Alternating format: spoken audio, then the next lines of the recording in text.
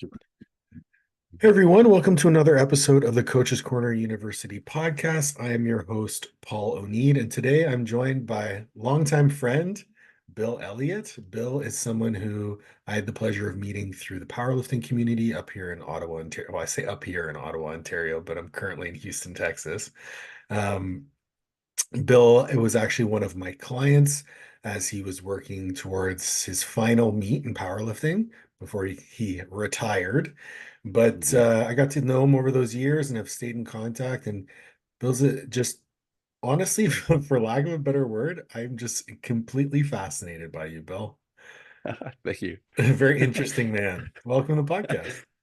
Thanks. Yeah, it's great to be here. Thanks for having me on, Paul. Yeah, Lots, as we said just beforehand, there's lots to talk about. So it's a matter of where do we start? exactly. I think for the sake of a podcast, I think it's worthwhile to tell people who you are. What's your story? Yeah, I think I'll start with the story piece because I personally associate who I am as an identity piece versus a story piece. And I do feel it's important to make the distinction between the two. So, Yeah. right. So, the story piece, my background is as a patient in hospital generally. So, Mhm. early life for me was very rare genetic condition with cholesterol, diagnosis, treatment, surgeries, procedures, uh, kind of the highlight reel. I was the youngest kid in North America to have a triple bypass the day after my eighth birthday. So that was a big deal in 94. I had the next year was diagnosed with superior vena cava syndrome. They found that I had complete superior vena cava occlusion, and that is still the case. So fortunately, that didn't kill me, and that kind of sorted itself out to whatever degree that it did. Um, I had whooping cough, three AV fistula surgeries. I've had, I don't even, I don't even know all the different stuff I've had to be honest. Yeah. But the big blocks, the next big piece out for my 32nd birthday, essentially. So in 2018, I had a major reconstructive heart surgery, which consisted of a fourth bypass graft, a Bentall procedure, which replaces the ascending aorta, aortic root, aortic valve, and a Oh, mitral valve replacement as well. So that's all done. The next year, 2019, I had two cases of necrotizing cellulitis in the tissue surrounding my heart and lungs into my left arm. And the first one specifically damn near killed me. Second yeah. one was a little bit, we caught it faster. We knew what it was. So different process, almost identical thing. And yeah, that's kind of things in a nutshell in terms of my story. On the medical side and the personal side, well, I've played music for 20 plus years. That's what I was I've gonna done say. bodybuilding. Yeah, None of this stopped you from doing anything. yeah, that's it. So I found the gym really when I was 19, but 15, I lost 30 plus pounds just riding my bike. I was overweight as a kid and lost a bunch of weight, started exercising, started using my aunt's old York home gym. I'd Nice. bike to their house and use it and bike home. Um, got down that path, personal training certifications, these kinds of things. Got into powerlifting, started working with you. Yeah. Really, my whole 20s was based around get ripped or die trying. That Oh, was yeah. everything. Been married twice. Uh, yeah, it's been a wild ride, man. Life is wild is a theme of my life. And anyways, I love it. So Yeah, that's honestly a lot of what fascinates me about you. And to be fair, I don't say that and you know this, but I feel like I have to clarify for the audience is when I say that Bill fascinates me, it's not because he is this miraculous human being. We're not all unicorns, all that sort of stuff. What fascinates me is that I do enjoy studying people. I do enjoy observing people's different behaviors, especially when faced with hardships. And I think the way that we approach a hardship is really indicative of our character. And your approach to whatever hardship or challenge or surgery or obstacle in your way has always been one of gratitude and has always been one of say almost like foolish optimism. Mhm. It's like, for lack of a better word, I'm here and I get to do this. And I'm curious, what what was this like? Was this always your mindset, or did you have to go through some personal growth along the way? Because I will say I've been through my own hardships, as we all have. It's all relative, Mhm. but I wasn't equipped with that mindset initially. It was something that I had to learn, and I did a ton of reading, therapy, journaling, mindfulness, like tons of different things to get to where I am today and how I face hardships. I'm wondering, what was that process like for you? Natural. It was and actually I've got it written on my whiteboard, so this is, I mean, perfect. Hmm. Um, what I have traced that back to in reflection, uh, 17 months old when I was first diagnosed, the doctor told my parents most patients with this diagnosis don't live to see the age of 3. We've never done treatment on a child of your son's age or size. Do you want to try treatment? Yes or no? My mom at the time said no. It sounded like torture. There's a lot of uncertainty, a lot Hmm. of things, right? My dad said, "We're doing this. This is Yeah. the way forward." And that's what happened. And so I don't know if you've ever met my dad, but he's an intense person. He has a sureness, a confidence. He's very go, go, go, right? Okay. But the message within myself from my entire life, and I've traced it back to him, is that you can do whatever it takes because that's what it takes. Oh, I fucking love that. That is my entire existence. And so from day one, doctors are saying your son's going to die. And he says, fuck you, we'll see. Yeah. And that was ingrained on me from right from the start. My dad knows I can do this. I know I can do this. And so I know that that's where it came from. And I don't think he ever actually said that to me, but that's just my whole, always in the front of my mind. And this is where I feel I've been a bit of an enigma in trauma work and therapy as well. And I believe it's at least partially to do with, because over the course of my life, I've been asked a lot, how did you do it? A lot of people have this sense of, I wish things were different. Why is it so hard? Why me? It shouldn't Yeah. be like this, Yeah. right? There's all these statements and questions. And during hardships, when that's the mindset, there's a sense of, I wish this would stop, right? Yes. When is this over? I've never had that. It's this is what it takes, and that's it. And so I don't have that internal struggle of I can't wait for this to be done. I shouldn't be going through this. Why me? Like Resistance this is versus what it takes. acceptance. It's it. I've let go, and this is the way forward. Because a lot of the things that I've been faced with have never been dealt with before. So Right. there's no precedent. Right? It's like we have no idea what it takes. And turns out here I am.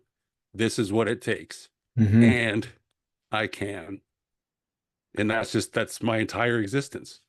That, while you were speaking about, the resistance or the why, that's something that I've been kind of thinking about a lot in terms of,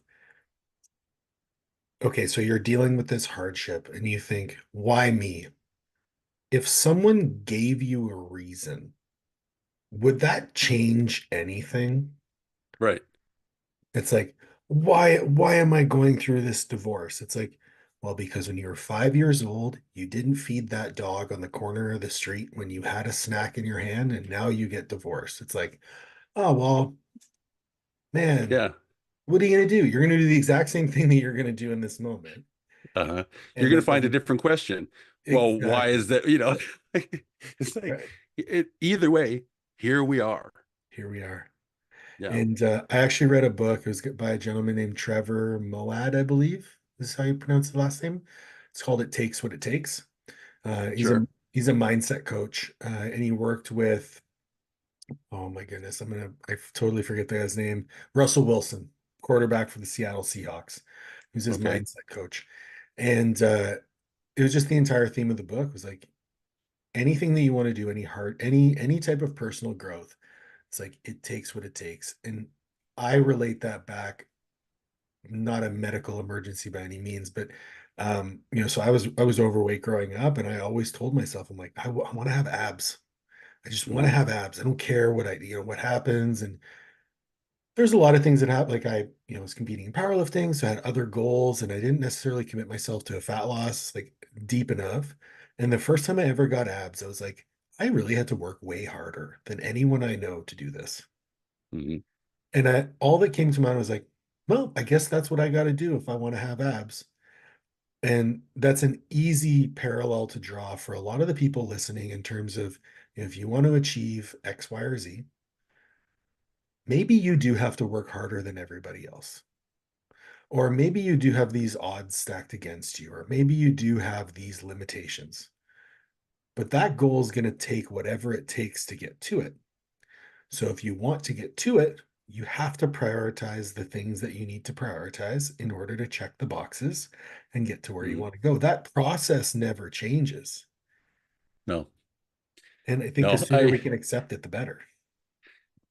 I'm always reminded by the movie Once Upon a Time, The Girl Next Door, and the term is the juice worth the squeeze, right? It's so Yeah. simple, Yeah, but it's like the answer is yes or no, right? If this is what it takes, does that change your decision of what you want the outcome to be? And sometimes the answer is yes, right? for Like sure. it's harder for me than anybody else, blah, blah, blah, blah, blah. Does that change the goal? Maybe. And you're the only one that says whether that's right or wrong or indifferent, right? And I think a lot of the time, well, even to go back into identity and who are we? One thing I find about myself is I don't associate a lot of things with my identity. I have a certain dissociation with the things that I do and who I am. I think partially because I've always had a sense of eventually I may not be able to do the things that I love. And so Oh, I need to yeah. be able to function through that, right? This cannot be a devastating change when I'm in a hospital bed for 3 weeks or whatever amount of time. Like, if you need to do something every day in order to survive mentally, you're in a bad spot, I would tell you, right? Whereas for me, like, phew, well, this isn't a right now thing, and I'm Yeah. still fine, right? I'm curious. Let's dive into that a little bit more because this is something that I first started thinking about when I was working in the disability field. Mm, Because what people do for a living is a major part of their identity. Whether it's properly appropriated as part of their identity or not, that's a conversation for another day. But, yeah. hey, Sally, who are you? Oh, my name's Sally. I'm a, disability rehab specialist. And so when you're in a disability situation, one of the hardest things to do as someone who is coaching someone through that is to dissociate their identity from the fact that they are currently disabled. Yeah. Because it used to be, hi, my name's Sally. I work at TELUS, to, hi, my name is Sally. I'm disabled. Hmm. And that can be mentally a very damaging thing. And then it spirals into the way that you respond to your treatment, the way that your recovery Yep. goes, all of these things. Hmm. But if we detach ourselves from the activities that we do on a daily basis, what I come back to is like, okay, well, then our identity isn't the actions that we take. Our identity is most likely the motivation behind those activities Hmm. or the underlying humanity underneath. Like, how do you conceptualize One thing I really like, and I don't know that I made it up, but in my mind I did, that? is that I love our that. lives, our lives are a series of feelings that we leave with the people around us. Ooh, That to me is identity in a nutshell. our life is a series of feelings that we leave with the people around us. Wow, that's pretty powerful. Like, think about how many people float by, not necessarily. Well, you can look at it a few ways. You can look at it as somebody floating by through life, not necessarily having a huge impact on the environment around them. Hmm. Or you can look at it as everyone has a massive impact on everyone around them. They just don't care to notice it. Yep. Potential and the potential there, right? And that's where Mhm. it's like how you treat the server matters and all these things that come into the actual practical world. That to me is part of who you are, right? It's more who do other people say you are versus who do I say I am, right? I can choose how I act, I can choose my decisions and all these things. But if everyone around me says that I'm a piece of shit, what's it matter? Like in terms of identity, who are you going to ask? Like if you're going to ask me, who are you? Well, I'm the most successful guy you're ever going to meet, and I'm probably it's like maybe okay, and then you ask everybody else, like, I don't know about that guy.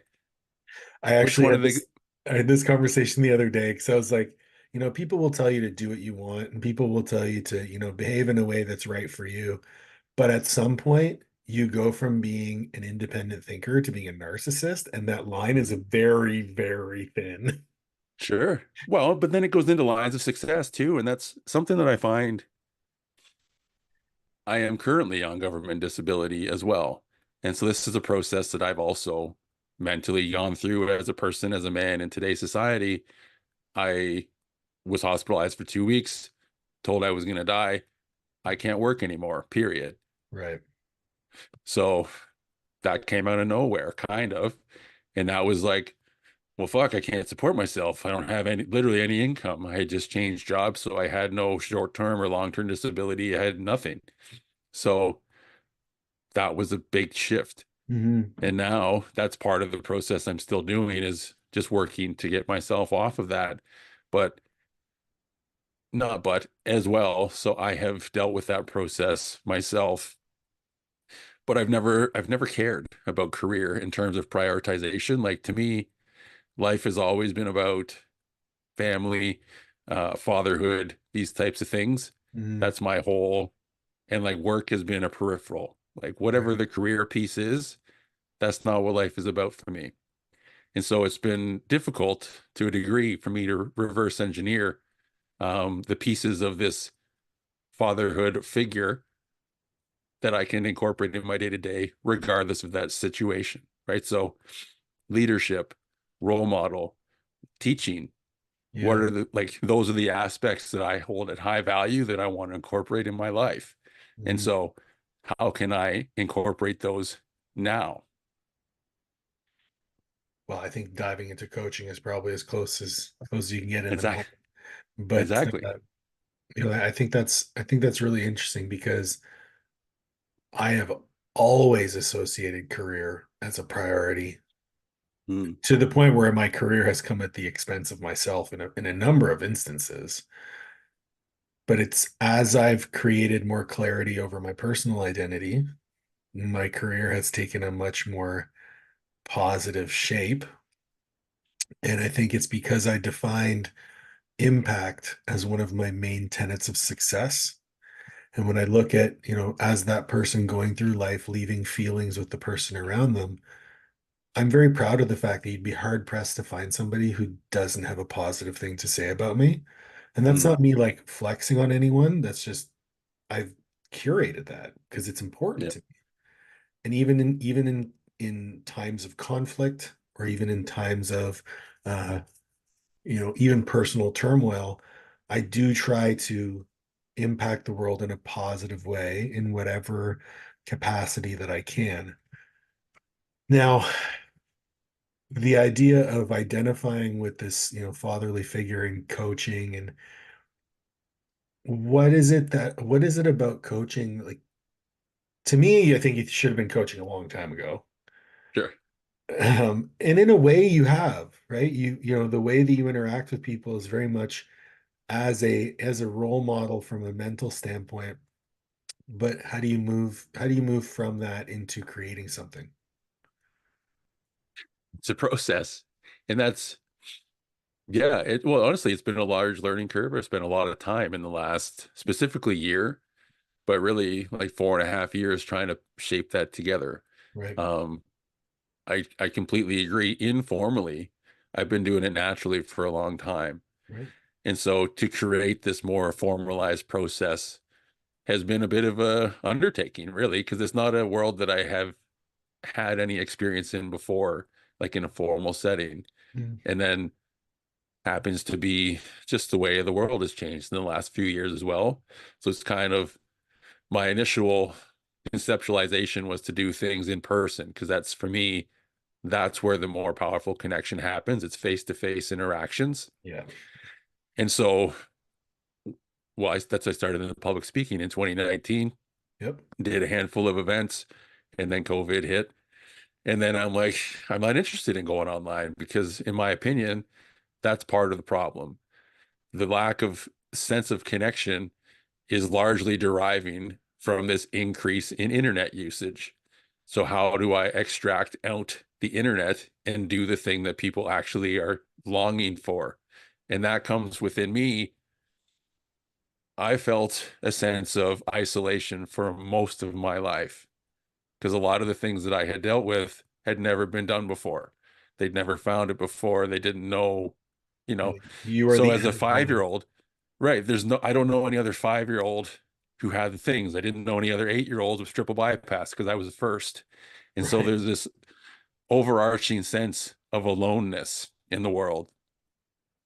And so in the coaching space, like that's for me, one of my big drivers in all of life is to somehow help other people feel less alone in their chaos. And I feel that's a gift of mine because the perception of chaos isn't that question for me. When people hear about my history, they're just like, fuck, that's a lot of stuff, right? Well, they don't. This is one thing where I've kind of accepted, and that like you can speak about all the things that you've gone through, but I have no basis for comparison, no basis for empathy or compassion. Like there's no relativity involved in this. It's just like, Mm, okay, that's heavy. Let's yeah. talk about it. When that's it. And I've never felt overwhelmed by something that someone else has told me. Because Hmm. for me, it's information, it's not mine. And that's, Yep. again, a gift I want to lean into. That then allows them to feel safe and heard and seen and open to be honest, which a lot of the time there's that protective layer, right? And in a conversation, if I say something to you and you shift, oh, was that too much? Where are you taking that? And there's this second thought happening of like doubt, right? Maybe this person isn't able to take the information that I have to share. And so I don't run into that. It's like, oh, this guy, one, he gets it. Two, I'm not overwhelming him. Three, he's not judging me. No. And like that's all happening in real time all the time.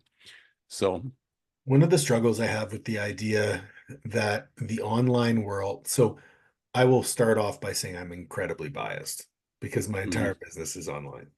sure. I also am enjoying the freedoms associated with said online business, moving 30 hours south to avoid winter, so and just bringing my laptop. Yeah, But bonus. it's a bonus, yeah. Um, I struggle with the fact because a lot of the people, especially nowadays, whether we're talking about business, whether we're talking about parenthood, whether we're talking about politics, whether we're talking about religion, there's this black pill mentality of like, Mhm, I'm opting out. I don't want to yep. be part of this. And so, and this isn't the case with you, and I kind of want to dive into it, but you're not suggesting, hey, I'm opting out of this online world. What you're No. saying is, I need to find a solution to this limitation that I feel that aligns with my values, but also still allows me to scale a business. Mhm, Because if you run, and for people who don't know, Bill lives in the middle of butt fuck nowhere. There's 7 people in his town, and they have a yield sign. They don't even have a stop sign. So- yeah. a tad bit of a hyperbole, but you can't scale a personal business, a one-on-one business from where you live without the Not, yeah, not easily. And Goderich, so where I'm at now is Goderich is about 8,000 people. same We're thing. about an hour and a half from some major centers. So it's, yeah, not ideal for scaling a larger business or, so, and you're absolutely right. online is one piece that I want to integrate and continue to integrate. I Right. also enjoy the conversations. That's one of my core, what would you call it? I don't know. We have the power to change the world through conversations. That's one of Yeah. my beliefs. Yeah. And so online is one way to facilitate an infinite a number of conversations, which I very much appreciate. And I want to focus my energy into in-person, face-to-face things. So whether that's me while also doing locally, as well as traveling to some degree. Like, well, one project I'm working on right now is a local monthly accountability group, Right. whether it's networking, idea sharing, all these things, a place for people to go to talk about what they're working on and help each other get around hurdles they're experiencing so that we don't get stuck and stagnant. That is one project I'm currently working on and doing. I want to distill a framework and implement this in various communities. That's one goal of mine right now. So that will allow me to then also expand these community things that help people feel less stuck, less alone, and drive connection. I'm going to ask you a question. You can choose to answer it in whatever way that you'd like. But one thing that I am faced with very often in my day-to-day conversations with people are either the question of why would I start this if it might fail? Or I'm going to delay starting this until the conditions are perfect. Or lastly, something along the lines of that's just too much work. Mhm, In your case, the conditions are going to be never perfect because you have ongoing medical care that you need to be near a mhm, hospital for. mhm, There's also the looming potential, health event that could take place, which has happened to you a number of times out of the blue. You're like, oh, I'm in the hospital again. mhm. How would you coach someone through or talk someone through the process of just getting started when the friction is highest? It's identifying one step that doesn't feel overwhelming. That's ultimately my goal. And so it's what I find most people, I see the world through a lens of chaos. That's something that I hear from a lot of people. It's a word that has come up a lot for me in the last couple of years. And so, with that being said, when we are experiencing chaos, it is very difficult to identify which information is more important than others in terms of where do I start. And so, Right. to bring it back to that conversational piece of when, if you're going to unload all of your chaos onto me, I am not hearing it as chaos. I'm hearing it as information coming in. Yeah, I do the And same. I can distill this information and find multiple starting places. And I am not attached to any of them. And so that's the process really in a nutshell is I'll say, well, how does this sound? Right? Does that seem feasible? Does that seem overwhelming? Will you commit to trying this first? Right. If any of those answers are not, I want to do that, then we'll try again. Like we will find a way because another belief of mine is there is always a way. And I know that to be true based off of I know when you're in a bed on oxygen, you can't move, all these things are taken away. I know that the world becomes very small. Literally nothing matters outside of I need to breathe right now. I've been there. And so when I see you sitting on the other side of the computer, you're breathing, you're healthy, we're all good. I'm like, Healthy. we got all these fucking tools. Yeah. But that's, you know what I mean? Yeah. You're sitting over there breathing away on your own. This is fucking awesome. Right? We have Yeah. all this infinite potential to do all these things. And our biggest problem is where do I start? I'm like, oh, this is fun. Right. So for me, I'm like, oh, you're gonna figure this out 100% of the time. And I think my excitement also transfers over. It's like, oh, this guy fucking believes, and that's honestly, I'm being my dad.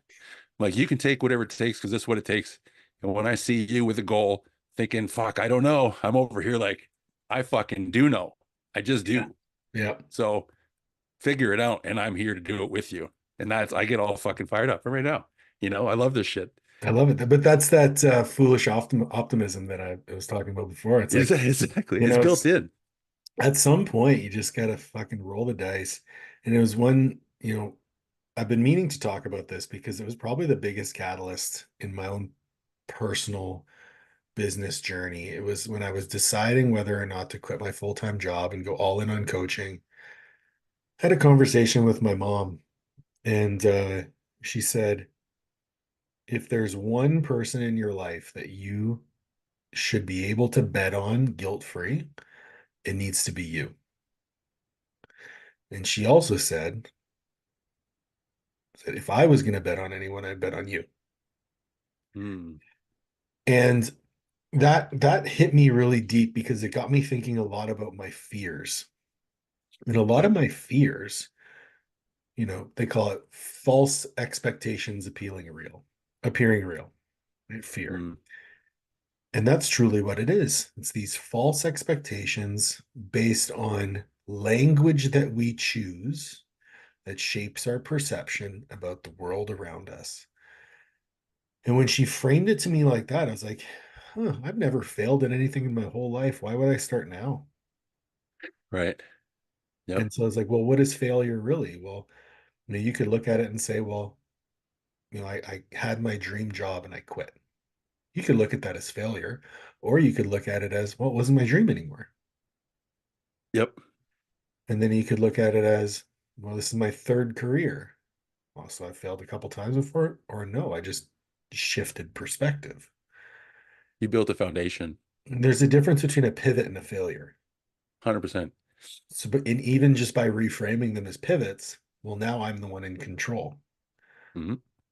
So I'm curious, like I know for you, you choose your words very carefully Mm. and you understand the power that comes with the meaning of a word and how that shapes the world that we live in. Is that something that you actively work on with clients, or is that something that you just kind of, because you speak about it a lot? Yeah. And that's part of this process for me in really getting into coaching was identifying what are my processes that I have developed for myself naturally that I don't really think about. And Yeah, one of them is the basis model of um, decide that you are once, define success and what I describe as non-success, as you're saying, failure versus pivoting. Pivoting is the next piece. So decide that you're going to do it, define success and non-success, and then execute and pivot. That's just the last two pieces are the only ones you cycle. But in terms of success, yes, you can identify what is failure. But to me, failure is only if you completely give up. That's always been the you case. stop. Otherwise, yeah, are you committing? So that's where you go back to decision. Have you decided that you are doing this? Yes or no? Right. If the answer is yes, you literally never spend another second of fucking time thinking about, am I doing this? It's already done. Yeah. Right. And that's a lot of the time people get stuck in the cycle of tomorrow they wake up, they feel tired. And it's like, I don't even know if I want this goal. Like, get that shit out of your head. You already decided it. It's happening. You are more than welcome to change the goal and whatever, but you're not deciding whether we're doing it or not anymore. It's over. And now it's what is success? And I like to think of it in terms of minimum commitment to yourself and ideal outcomes. So that's in terms of training. I want to train 5 days a week. I don't know, an hour per time. Yeah. Great. What is the minimum acceptable amount you will train and still categorize as a success? It should be an Two? hour 5 times a week. Well, but to start, right, if you go from 0 to Right. 5, most people will Oh, you're fail. saying Like, as the goal will be to train 5 hours a yes. week. Okay. So if your goal in the long term is I want 5 hours a week, like 1 hour, 5 days a week, where do we start?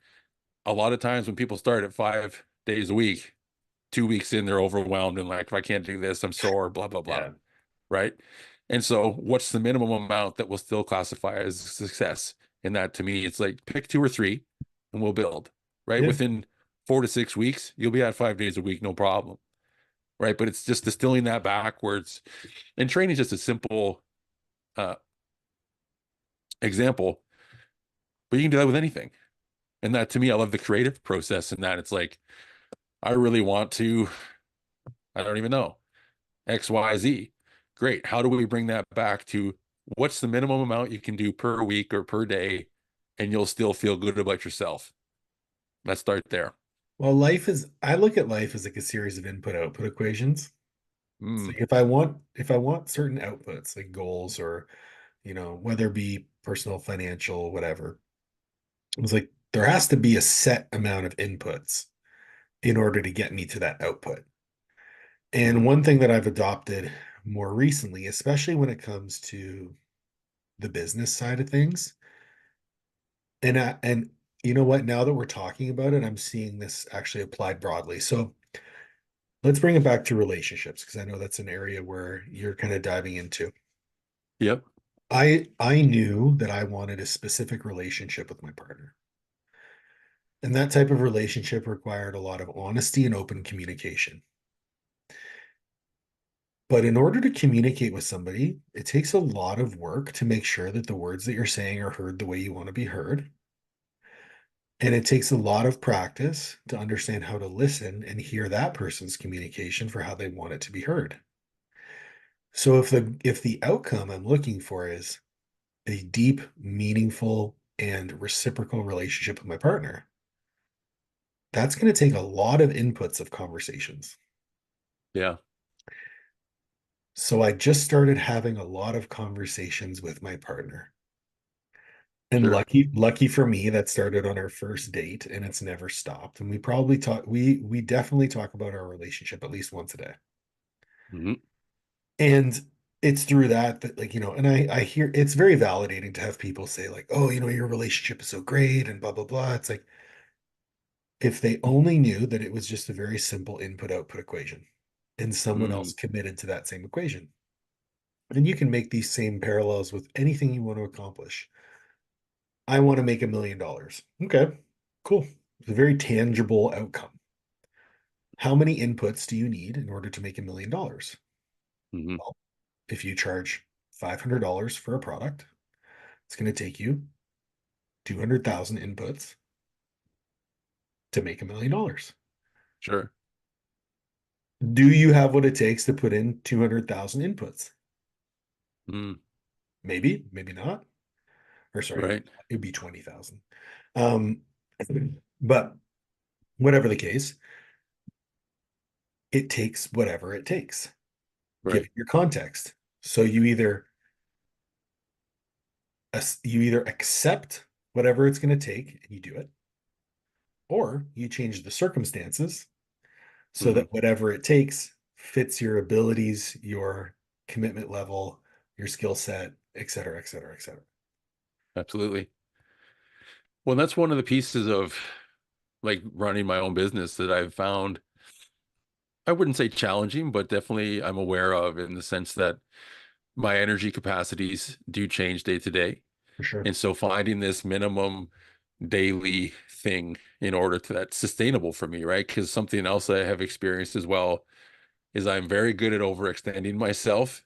Like I will blast it to the fucking moon and then I crash hard, right? Samesies. But right? But sometimes that crashing hard ends me up in bed or in hospital. And like when my nervous system crashes for too much, we'll just say that in a poor grammar sentence, my immune system does as well. And that's a problem for me, right? So finding this consistent something that doesn't crash my nervous system to the point that it affects my immune system and skyrocket my cortisol and I have all this fluid or tension on my side that then drives up the risk of bacterial infections and all these things, right? There's a very real consequence that I have experienced more Inputs, than once, outputs. Yep. right? And so how do I work within those current limitations Mhm. and still be successful, right, in my business? And that's where I draw back to my initial mission of how can I integrate my gifts into help other people feel less alone in the world. That's one of my baselines. Another one that I have come to is how do I integrate those same gifts into help nurses, medical staff, into having just an easier day-to-day life. Like, what can I do to make your life better? Because I want to give back. That Mm. is one of my highest values as well. And those are really the two things that I really care about. It's as of right now, that's what I've come to. What's your definition of success? Yeah, it's a great question. For me, it really is health based. For me, without health, there's no success because you're dead. And so, I find a kick clip without health, there's no success because you're dead. uh-huh. But it's, Yeah, it's very and simple. so Yeah. what does that come with? To me, health, what does healthy mean to me? The ability to find peace mentally and physically day to day, the ability to move my body and bring into these aspects of breathing, walking. I'd like to dance more. I'm very stiff. My body doesn't really twist. I'd like to work on that. Dancing feels like a piece that maybe is less like I've always been very like lift things. It's sagittal plane, right? Yeah. I don't have a lot of rotation. You're gonna see in a So Zumba these class or what? well, maybe, but that's it, right? So what does success mean to me? The ability to be healthy. And what does that health entail? The ability to move my body freely, the ability to experience joy and fulfillment, this vibrancy in my day to day. And really, that's success to me, is if I wake up in the morning, regardless of my energy capacities, if I'm able to experience vibrancy in my day and help someone else experience a similar vibrancy in their day, that's success every single time. I love that. For me, defining success has always been something it's honestly been challenging up until recently because I always had this idea that success was something external. Sure. And I think that that in my childhood that came down to you know, my father immigrated to Canada when he was 26, I think.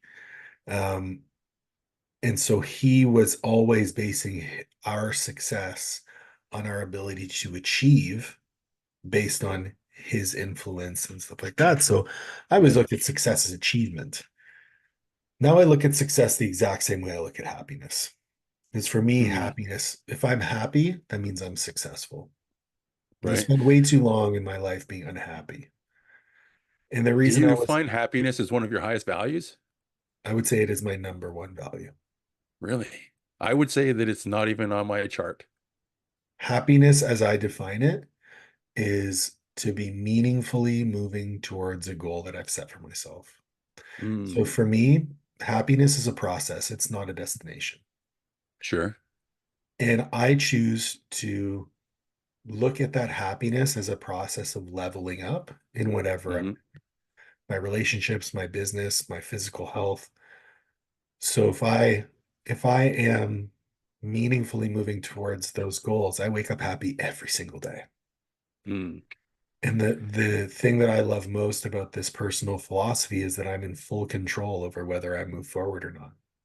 right. And as long as I see this in the long term, even if I have hit like I had some digestive issues a year and a half ago that I couldn't train, I couldn't eat properly, and had to go through a bunch of medical tests. And like I don't see that as failure. And I wasn't unhappy during that time because it Hmm. was an obstacle that I had to overcome to move meaningfully towards the goal that I've set for myself. So Sure. obstacles and setbacks is all part of the process, and the process is what I find happiness in. Mm, It's also come with a lot of I've been thinking a lot about that in terms because I reflect on these things every day. And it's part hmm. of whether you want to call it my type A personality, but I get consumed by thought. I think Mm, Very important, especially because I make my living communicating with people. I need to be able to communicate with myself. Yeah, So the ideas of acceptance and expectation. I think a lot of people's unhappiness comes from a mismatch between reality and their expectations. 100%. So how do you remedy that permanently? You remove expectations and accept reality. Hmm. As soon as you're, and that is a very hard thing to do. I'm not saying it's going to come. And like I still have instances where, I have that like, why me? But Yeah. I'm now able to reframe. And I think like I've said this before on the podcast, I've said it in different meetings with people, but I don't even have the expectation that my wife is going to wake up tomorrow and love me. Hmm. Because every day I wake up wonderfully surprised that she's still there. Yeah. Huh. Imagine that, right? Imagine that. Um, I think bringing awareness to the expectations is really one of the biggest pieces that is missing day to day for a lot of people. And really, a lot of people are disconnected from their reality, oh, for sure. meaning Yeah. their bodies, their realities. There's this distraction piece, there's news cycles, there's all these things that people pay attention to that, I mean, for me, I just think it's all bullshit. But at the same time, in saying that, there is a mismatch between expectation and reality. And there's this constant stress of why do things continue to not happen how I want them to, while also not paying attention to the inputs, right? Yeah, It's like, exactly. Yeah. okay, so we need to bring awareness as to what's going on here. Is you have an expectation of this, we have inputs of this, and do you see these outputs having a potential for that outcome? No. Well, I wonder why you're stressed. Yeah, It's for pretty sure. simple, Yeah. right? But just bringing that awareness to people like, well, fuck, I didn't even notice. And it could have been weeks or years even of people just going through the same stuff, having the same question and the same frustrations. And it's like, I just feel so stuck. It's like, yeah, If I you've wonder al- why. if you always do what you've always done, you'll always get what you've always gotten. Yeah. So two of And the lenses I look at the world are expectation management and energy allocation. Those are two big holes I find most people have in terms of their day-to-day lives. It's like, where is my energy going? Because like mhm, one of the things, I'm always tired or I'm always stressed or I never feel like yep, I have the capacity to do the things I want to do. Okay. Where is it going instead? Step, right? yep, Expectation management is exactly what you just said. It's like, I want this thing. Okay, why isn't it working out? This. We got some holes in those stories. We need to change some of that story work, right? But those are the two biggest pieces in most people most of the time. And to me, I've spent so much time all the time, literally every single day, being aware of my energy allocation. It's like no matter what, I got to remember to take my pills. I have to move my body X amount every day to stimulate my lymphatic system so I don't have fluid collect around my heart to kill me. yeah. You know, there's all these pieces that I just have in my awareness every day, all the time. Your metric ton Most of people, Lasix. yeah, right. Literally 480 milligrams every day, right? Has that gone But up? I insane. feel like it was lower before. Yeah, I went up a few years ago because the infection in my chest Ah, made it go. The fluid retention got worse, and so that's not. Anyway, it turns out it's super hard to breathe when you've got 20 pounds of fluid around your lungs. I Very, wonder why. man. Well, then in terms of energy allocations, like where's my energy going? Like, well, it takes a lot of work to beat my heart, as it turns out, because it's compressed all the time. Okay, actually, let's talk about that a little bit. So, Liv Sure. and I just did a presentation for the RCMP, which was super cool because so we're putting together a nutrition course, Oh, and cool. one of the chapters in the nutrition course is nutrition and mental health.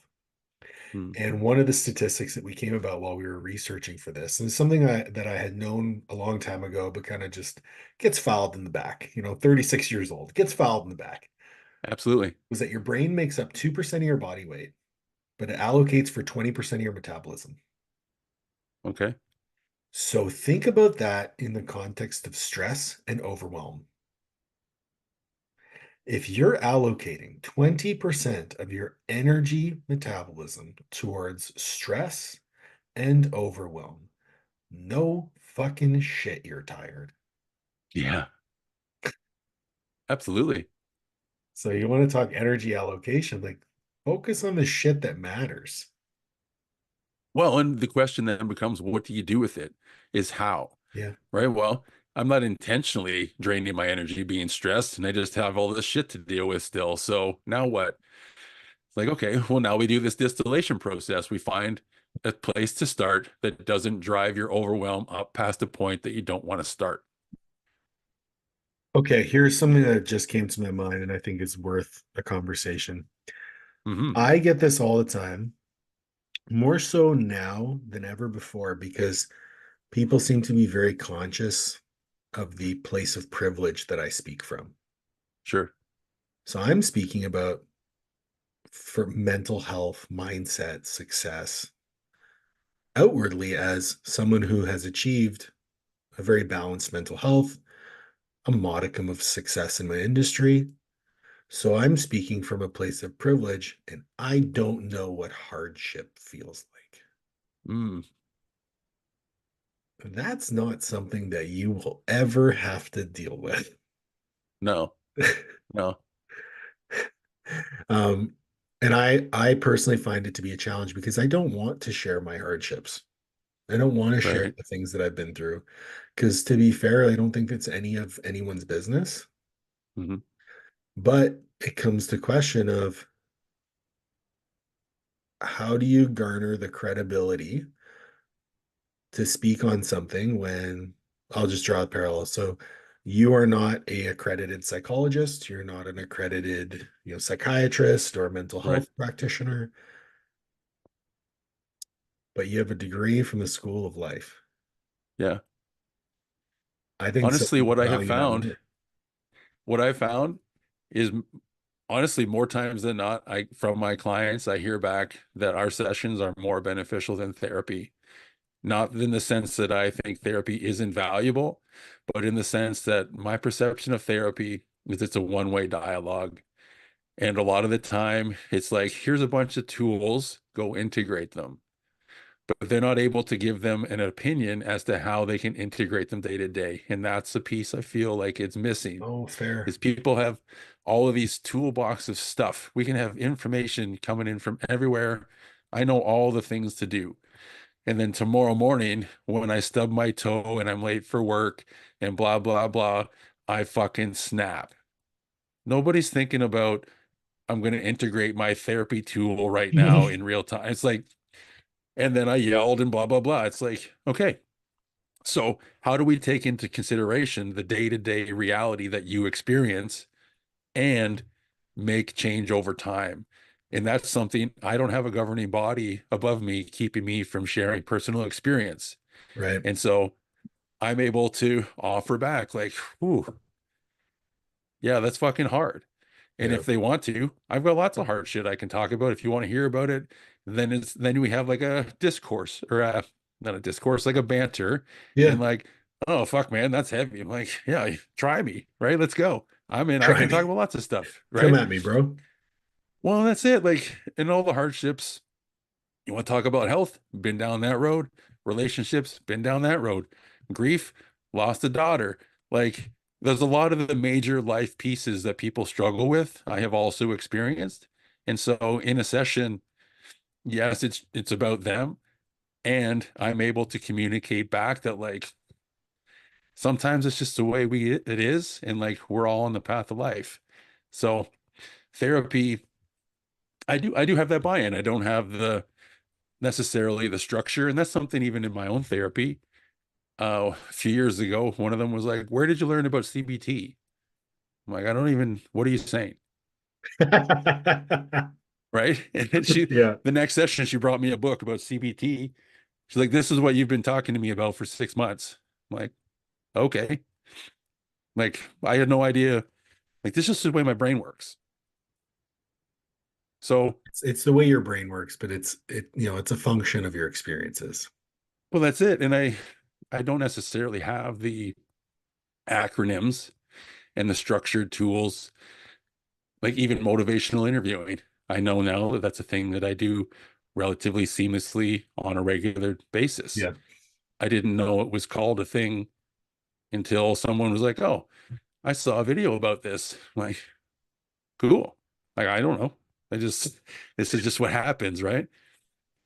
You're And the so, fucking best, man. well, I don't know. And I don't have a good recall in my memory. Like, I don't even remember what a motivational interview is right now. And I just heard about this the other day. I'm like, oh yeah, I do that all the time. But I couldn't tell you what it is in real time. I just know that I do it. It's essentially just a process of asking questions so that someone comes to their own conclusions. Sure. Well, so there, exactly, right? Yeah.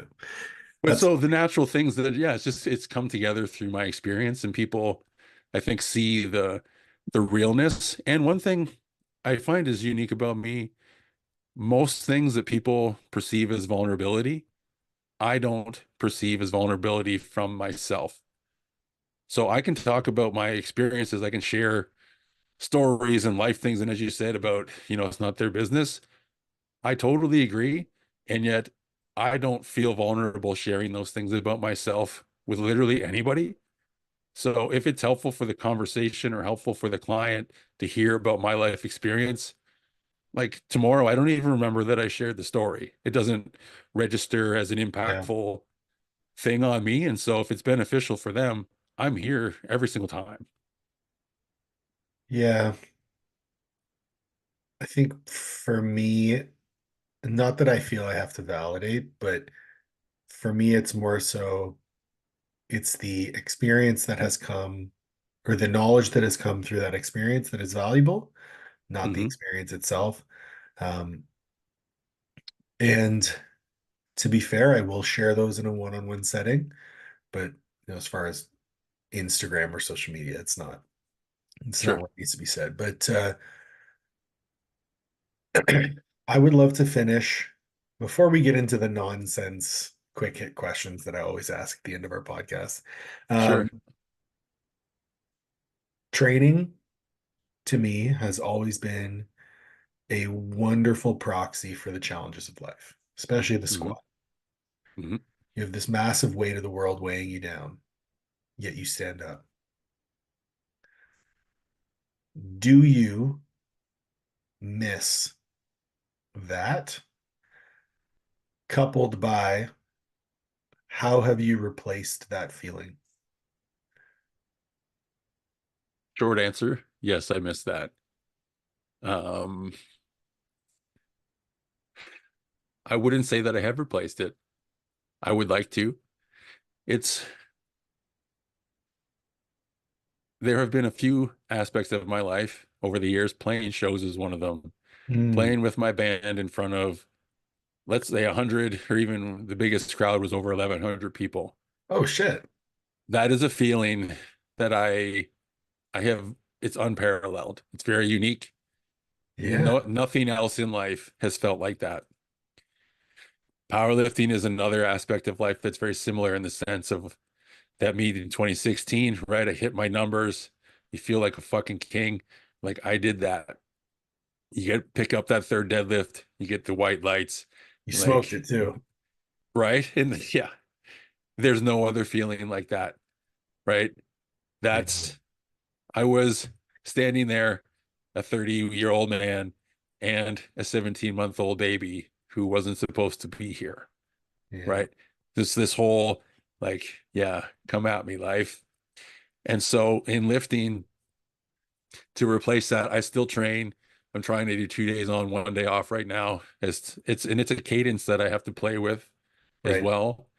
But right now, 2 days on, 1 day off seems to be sustainable. Hmm. Uh, and it's a constant reminder to myself not to overextend in the gym day to day, because Yeah. when I feel good, I want to push because I fucking love it. And Yeah. it's hard not to, well, on chest the other day, incline dumbbell press. I did too much because I was the next day I was fucking tanked. I'm like, oh, I knew it, but I knew it in real time, and I did it anyway because sometimes You the got to juice push is the worth the envelope. squeeze. Yeah, Oh yeah. I'm fucking squeezing the orange because fuck it. And so sometimes I push it, but it's not the same, right? It's not the same as hitting a 3 plate bench, right? It's like, well, I'm Yeah, pushing like 50-pound dumbbells. Come on. But I don't know. I haven't tried to, I've stopped trying to replace that feeling and try and mostly just accepted it's a feeling that's just from a season of life and it's added to my experiences, the the peaks and valleys of life, right? That's a peak. We've got lifting, we've got music, I've got grief and love and joy. And so what are the other peaks that I can find similar experiences on in their own right? that's what I And was going to that's say. coaching is one of them.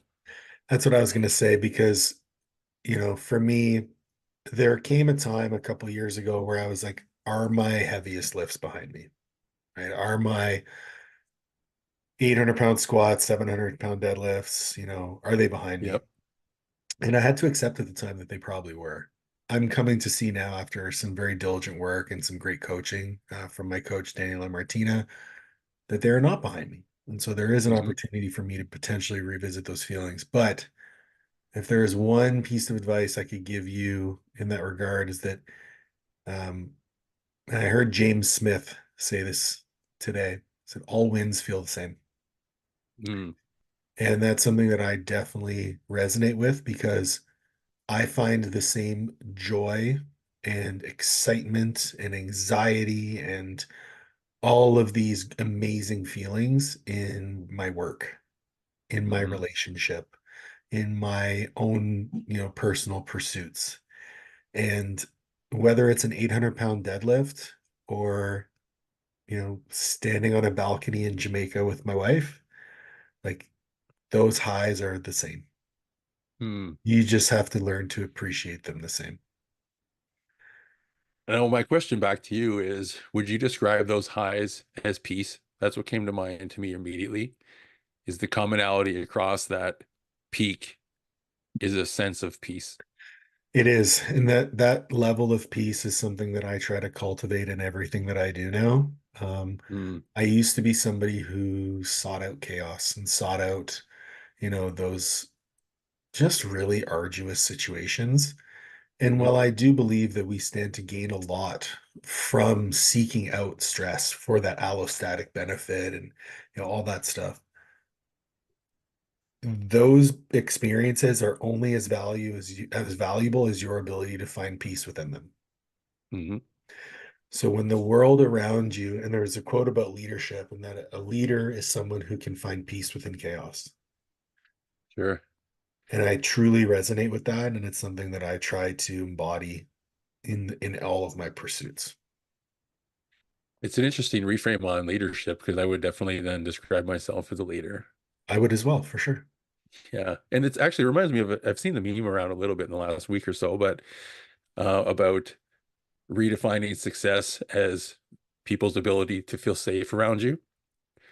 Like I am very confidently a successful person if that is the case, right? And so and I know that and I would love to lean into that. And that's ultimately another piece of what I'm doing as well.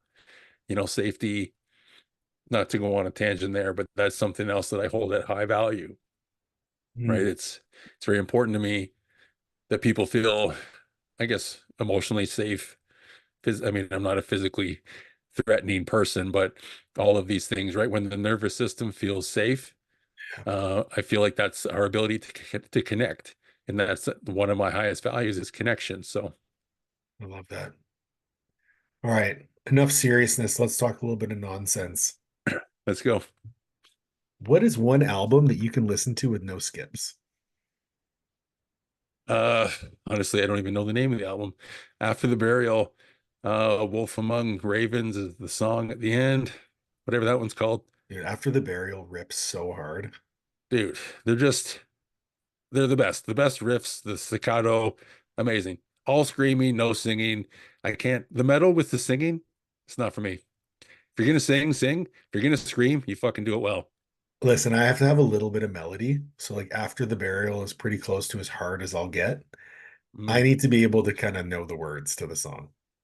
Beneath the Massacre is would be my next to mind, and they would not be for you. No Yeah, melody, never. All blast beats, all Elliott screams. Amazing. Highly recommend. Do you crack an egg on the side of the pan or on a flat surface? Flat surface every time. Good, good man. Uh, Yeah. okay, usually this question is top five dead or alive at a dinner table. Who would you pick? I'm going to Mm, switch that around and I'm going to say top five in a band on stage. Who do you pick? mm. For me to play with or for me to watch? You to play with. Yeah, fuck. It's got to be my buddy Thomas. He's in both my bands now, but he'd be in the band for sure. Honestly, yeah, it'd be the old crew. Thomas, my old guitar teacher, he's a good friend of mine currently. My brother, uh, drums. Drums would be tough. My mind goes to my buddy Nick, who played drums in my first band. Known him forever. Also, I probably have a couple of drummers, honestly, to be like a Slipknot vibe, maybe. But who That's what else I would was there thinking. I be? was thinking the drummer from Slipknot would definitely be on my list for flying across Yeah, the stage and shit. just yeah. It plus it'd just be fun, right? Why It not? would be. Singer. Yeah, I mean Kyle. It'd be the old band. Andy, Kyle, Nick, me, Tom, and my brother comes to mind right away. I love it. Dude, I really appreciate your time today to have this chat. Something I've been really looking forward to. We had to reschedule once, but you know, I always come away with these conversations with amazing questions and reflection points. And I'm very excited for what you're building. So I just wanted I to dude, I say that. always appreciate our conversations Me too. and just having the ability to come on and talk. And I hope any of your listeners get value from this. If you have any questions for me, by all means, reach out. I'm Muscle Build Coaching on Instagram. I've got my own podcast, Practical Honesty, as well. There you So go. by all means, check that out. But always down for conversations. If this resonates with you, I'd love to know. And Paul, Awesome. I definitely appreciate you and your knowledge and all that you're doing in the world. My pleasure, man. Yeah, Thank you, everyone, for listening. We'll have links to where you can find Bill and all the things that he's working on in the show notes. Please make sure to like, share, subscribe, and we'll catch you on the next one.